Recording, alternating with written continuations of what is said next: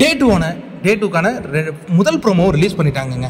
இதில் வந்து தீபக் தான் சர்க்குலர் படிக்கிறாரு. என்ன அப்படின்னு பார்த்தீங்கன்னா, பெண்கள் வெர்சஸ் ஆண்கள் அப்படிங்கிற ஒரு போட்டியில் இது 2வது கட்டம் போல இருக்குது.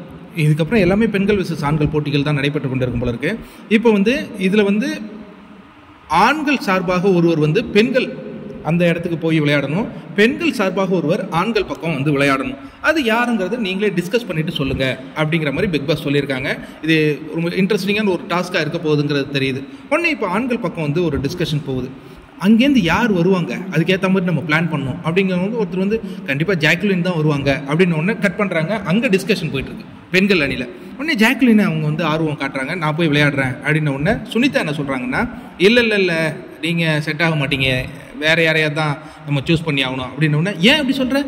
அதாவது நான் வந்து இங்கே பெட்டில் படுக்க மாட்டேங்கிறேன், அதனால வந்து போய் தோற்றுருவேன்னு நினைக்கிறியா, நான் ஜெயிப்பேன் டாஸ்க்கை அப்படிங்கிறாங்க. நீங்கள் பெட்டில் படுக்கிறீங்க, சோஃபாவில் படுக்கிறீங்க, வெளில படுக்கிறீங்க, அதெல்லாம் பிரச்சனை இல்லை, உங்கள்கிட்ட ஒற்றுமையே இல்லைங்க.